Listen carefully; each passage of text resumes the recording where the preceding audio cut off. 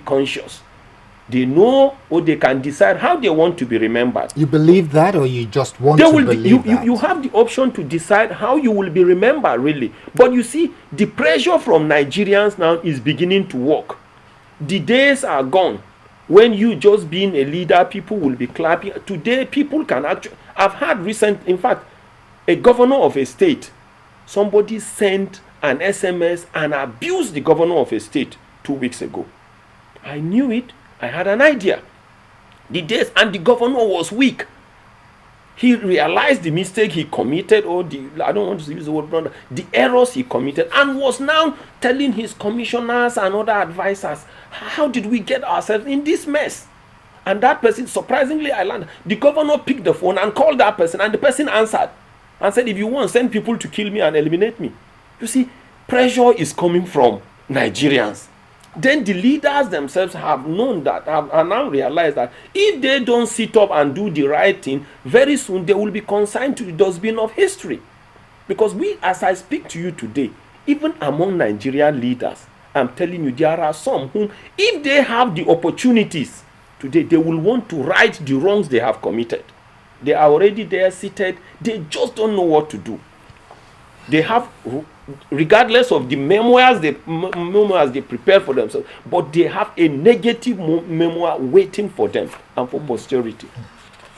Mr. Renuga, still on these refineries, some people would tend to think that because it's of benefit to a certain group of people, that is the reason why we have refused to pay adequate attention to this refinery business, which actually seems to be at the core of Nigeria's problems in that sector.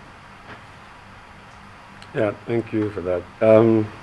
Yeah, you said it's benefiting some people. Mm-hmm. Not to have the refineries working. Not to have the refineries working. Well, that's the general perception of Nigerians, because we have people who are importing the end products.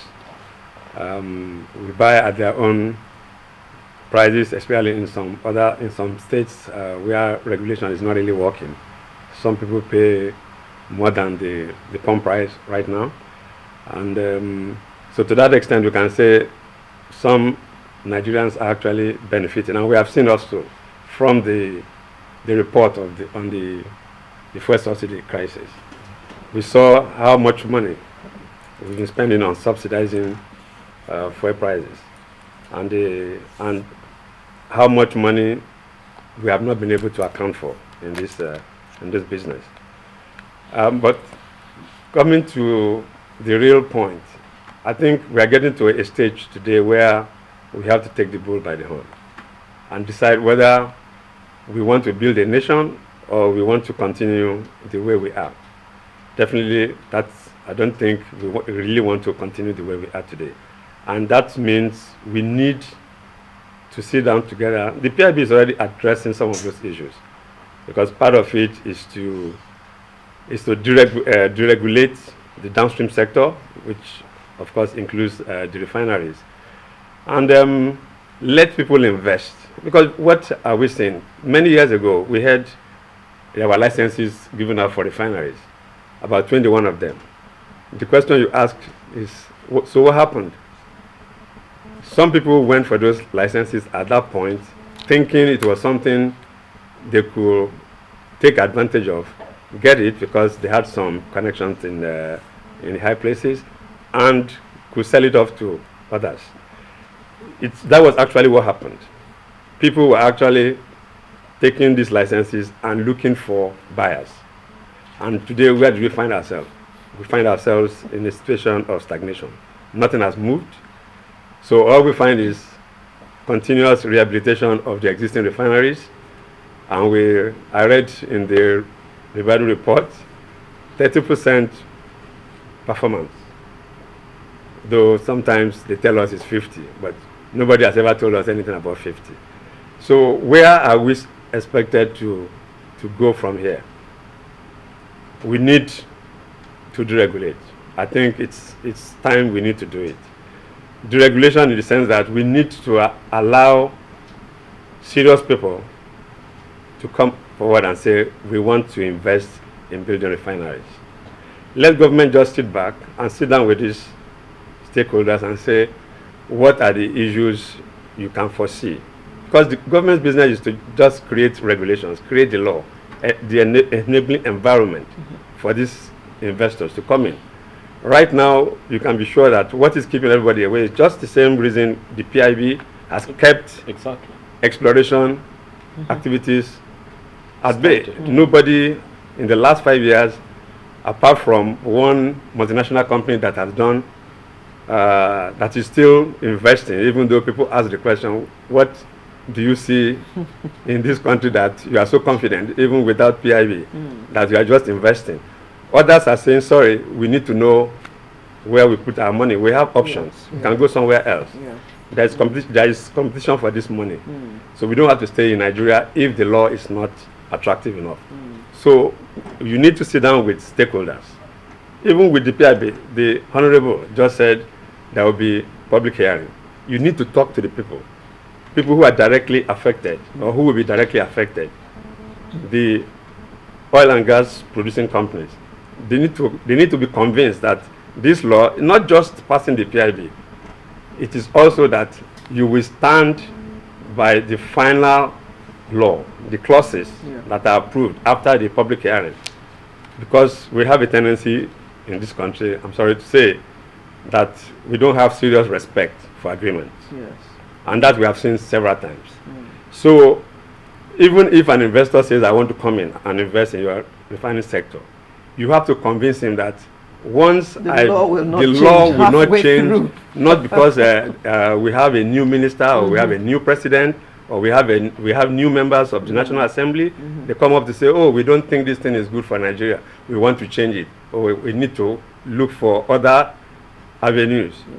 And nobody wants to invest in that kind of country. So that is very important. But I think we are now at a point where we need to be talking about regulating that industry, that downstream sector. Now, Bala, the president, it was reported in some newspapers yesterday, that the president has said that only full subsidy removal will work in this country. I mean, I've always canvassed for commercialization, right? And is that the same thing as subsidy removal? Well, when you talk about subsidy removal here, to me it's relative, because it's just like if you want to, when you are solving a problem most of the time, as you are solving a particular problem, you are inducing another problem. These are the things we need to understand and look for ways to balance them. If you say, okay, I will not, very soon, Okadas will not be on the road again, people will now ask, what will be the alternatives? But it is very, very clear that without deregulation, people have taken advantage and have extorted so much money, have caused so much stealing to the extent where if government wants to react, they react so negatively, so hot to the extent where a big strata of the economy, both within and outside, is affected. So what I will suggest is this: deregulation, fine.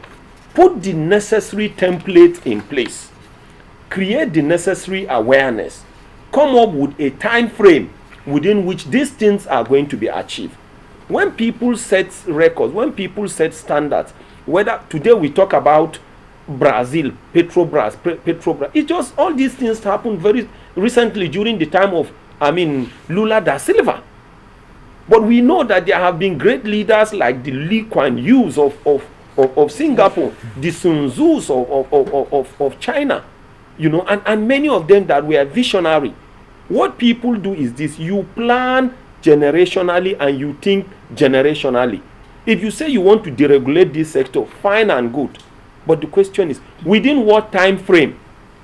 And within that time frame, what are the likely mitigation measures you are going to put in place to make sure people don't feel the heat or you cushion the effect? Once you have these things, and like he rightly said, respect for contracts.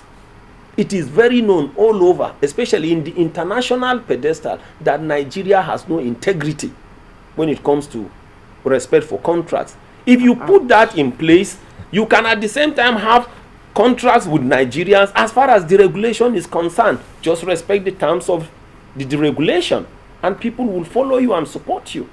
Okay, let's go back to Honorable Dakuku Peterside in Abuja. It will be quite interesting to find out what we have now, Honorable. What we have now in terms of the status of the PIB is second reading in the House of Rep, first reading in the Senate, and you're saying that by first quarter, I understand, first quarter of next year, we should be seeing serious movement. How realistic? First quarter ends in exactly 4 months. In 4 months. How realistic is this in terms of projection when you consider the fact that you're still taking this bill back to the people for them to, or stakeholders, don't let me use the loose word people, stakeholders. If you're taking it back to stakeholders, how much time do you think is required? Do you think first quarter of next year is realistic, considering Christmas is in between as well?